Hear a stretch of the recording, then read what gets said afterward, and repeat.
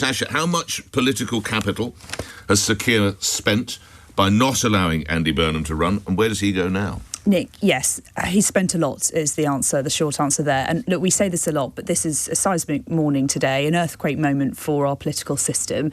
And let's be clear about this result. A Green win today, it's the worst possible result for Sir Keir Starmer. Coming third, right, to reform. And I think that potentially a reform win would have been a little baked in. And he threw the book at this week. He went there, he visited, his team were briefing, expectations that it might be better than thought, that it might be closer. How surprised were you that he went? Because normally a PM does not go. If they think they're going to lose, you don't put him or her anywhere near it, right? Exactly, and it's just another sort of sign that the strategy within the top of the Labour Party, within Number 10, is now just rip the gloves off. We're going to do everything we can to try to do whatever is possible to try to hold on to these seats. But pushed into third place in one of their safest seats in the country, in areas Henry said they've held all its existence, the bedrock of their support, now splitting the vote three ways, in fact. It's just a terrible result for Labour, and you can't put any gloss on that this morning. A very downbeat Lucy Powell, the Deputy Leader, however, was speaking a few hours ago. She said the Prime Minister is still doing a good job.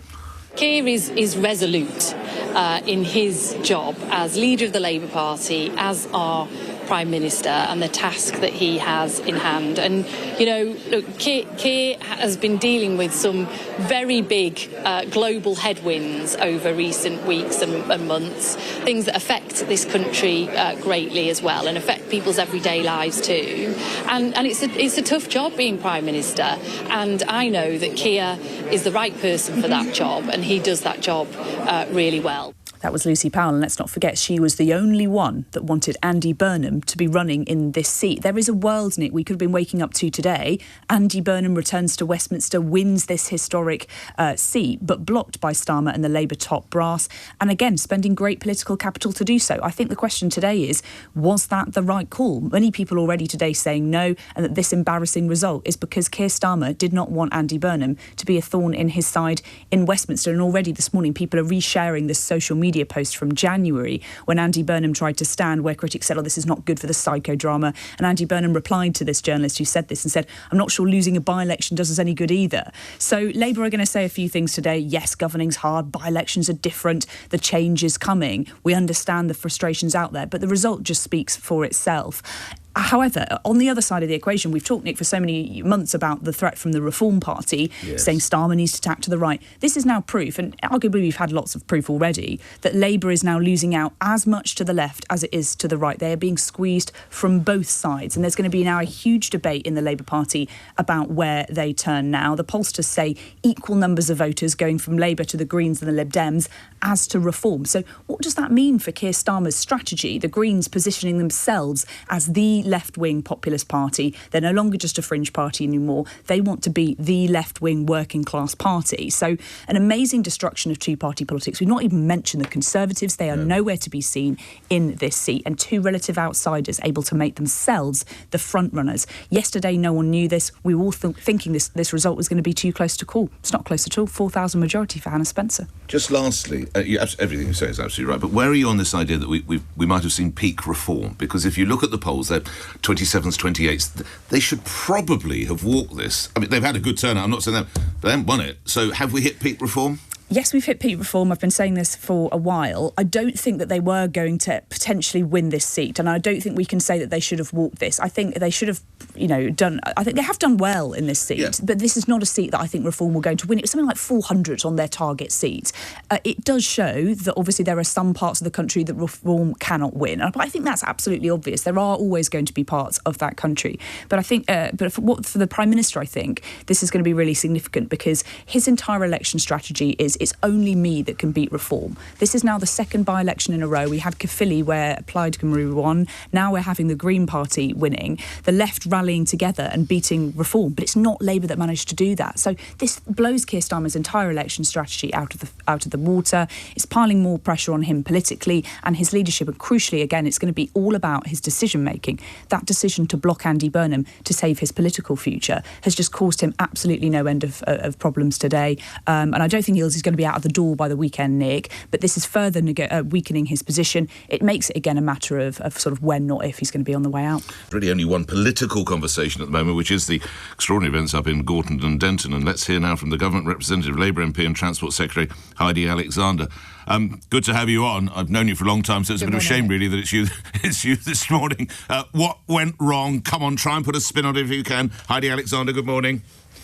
Good morning, Nick. Look, it's been a difficult and deeply disappointing night for my party, for the Labour Party. I'm not going to try to sugarcoat that or pretend otherwise. What I would say to your listeners is that it's not unusual for governing parties to lose midterm by-elections, and clearly the circumstances in which this by-election came about weren't the greatest, and for me that reinforces the importance of all elected politicians upholding really high standards in public life, because that's what the public rightly expect. What I would say is that I don't think we should overinterpret this result, though. There isn't a direct read across from what happens in a by-election. There's often tactical voting, there's often the determination to sort of send a message to the government in a by-election, and so it doesn't have a direct read across that just because people in Gorton and Denton voted for a Green MP yesterday, I don't think that means that there's a majority of people in the country that want Zach Polanski to be their Prime Minister, nor do I think that there's a majority that want the divisive and toxic politics of Nigel Farage either. And so, look, good political parties, successful politicians are constantly in listening mode. We will obviously reflect upon what this result means for us, and I think it basically makes us all the more determined to go faster in delivering the change that the public voted for when they voted for a Labour government back in the general election in the summer of 2024. Secretary of State, you're right. It's not unusual, of course, for governments to lose by-elections in these circumstances. What is unusual, though, is the size of the defeat. Last time out, the Labour Party had more than half of the vote. Now, of course, you've just got just a fraction over a quarter, and you've held this seat, or the Labour Party's held this seat, for nearly a century. Now, that rather is unusual, the scale of that defeat, isn't it, Heidi Alexander? So if you actually look at swings against the Labour government of 1997 in by-elections, there were some very significant swings against the Labour Party then, and of course in 2001 Tony Blair went on to win a resounding majority. Also, if you look at by-elections that happened under the coalition government between 2010 and 2015, there were 21 by-elections during that period of time. Only one was won by the Conservatives. They went on in the 2015 general election to win a majority and increase their share of the vote. And so that's why I say I don't think that there's a direct read across. I do think that the offer of the Green Party won't survive contact with the national electorate. They're a party that is soft on defence, soft on national security, soft on law and order. They're proposing to legalise Class A drugs, for example. Let's talk a little bit more about the Labour Party. Andy Burnham would have won this seat had he stood. Is that correct, or that true or false?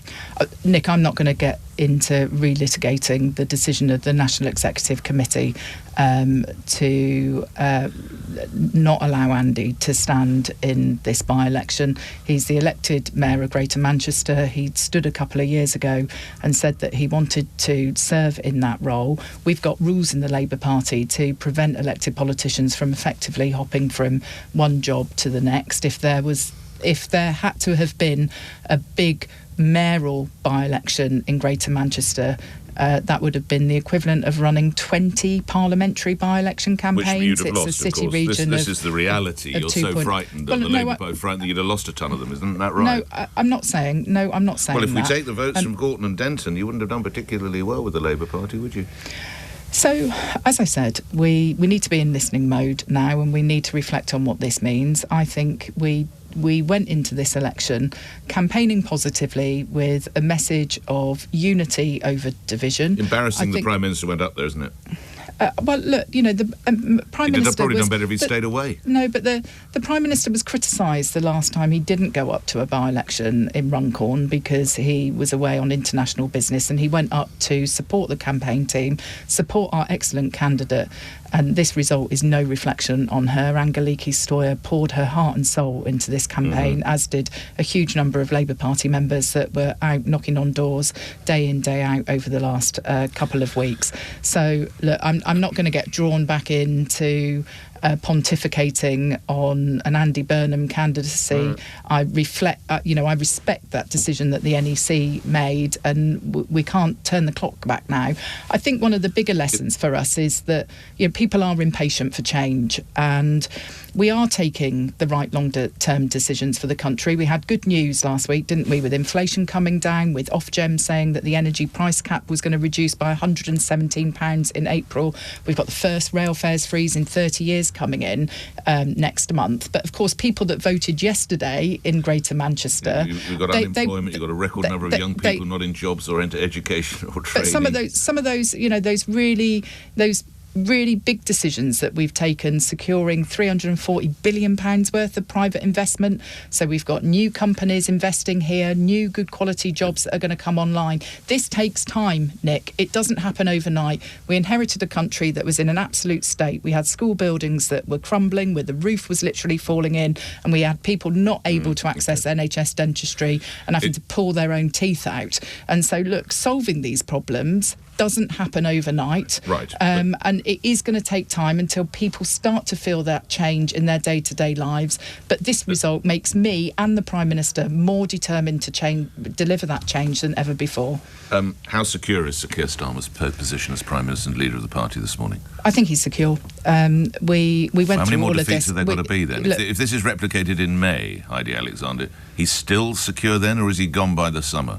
So, as I say, I don't think there's read across from a by-election where there are some quite unique circumstances. Local elections are, by their very definition, local, and the decision before people in Scotland will have to take is whether they want more of the SNP after decades of their failure in managing the NHS in Scotland, for example. The question in Wales is, do they want a Welsh administration that can work in partnership with the government? The question in Gorton and Denton, do they want the Labour Party? And the answer was a resounding no last year, Heidi Alexander, wasn't it?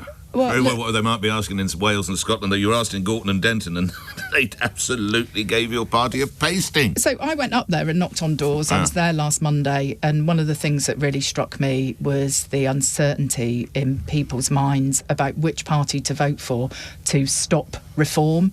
And so yesterday, the occasion, on that particular occasion, the Green Party was the repository for the anti-reform vote. I don't think that is necessarily the case in places all over the country. Credible result, a decent second place in somewhere that wouldn't have been high on your target list, but the poll suggested surely you should have won. How disappointed are you this morning? Good morning. Good morning. I'm absolutely thrilled, actually, with the result. Look, you like losing then, do you, Doctor? No, but let's you just said you're thrilled. I mean, how on earth can you chair a party that you're thrilled when you lose, Dr. Ball? Because, Nick, I'm going to put this into some sort of context. This was Labour's sixth safest seat. For the Green Party, it's seat number 121. For us, it's 440. We mounted the most incredible campaign. I had 5,000 members and supporters out. We had 1,200 people getting out the vote. I think it was only yesterday. But to come second, remember, this is a very Labour area. So really, on paper, this should have been Labour versus the Greens. The very fact we were still on the pitch and we went through the middle, and the reason for that was because Labour was so busy fighting itself. The Greens, by the way, had the most extraordinary manifesto talking about Gaza, and they're talking about the legalisation of drugs, LGBTQ plus sex education. We were talking about immigration, housing, the fact that the hearts of communities have been ripped out, the fact that young people feel no aspiration. Those were the things that were resonating on the doorstep. There was something quite interesting. I was there for 4 weeks on and off. I know that area very well now. I saw enormous deprivation. I knocked on many doors of people who've always voted Labour, who said they will never vote Labour. For me, I think the most telling thing of what went on there was that the two-party system is now dead. Labour and the Tories in big trouble, but also Keir Starmer is now in serious trouble. I know you spoke to Heidi Alexander earlier. It's now not a matter of if he goes, it's when he goes. And I also think for us, we have learnt from this campaign. We're learning all the time. And actually, as you know, we took the government to court. We fought for 4.5 million people to have the vote on the 7th of May in my part of the woods, so in Suffolk, in Norfolk, in Sussex. So now all eyes are on that. So all I would say is this was a great learning curve. We really never expected to win. It was tantalisingly close. Had we won, I would have been even more delighted. OK, finally, and I know you've got to leave us in a minute. How do you now translate this to the local elections you just referenced, Dr. Bull? What does success look like now? Has it been checked to some degree? No, not at all. So if we look at the other constituencies, certainly if you look at Essex and Suffolk and Norfolk and Sussex and vast swathes of the United Kingdom, it is a turquoise tidal wave. I think people are going to be very surprised come the 7th of May.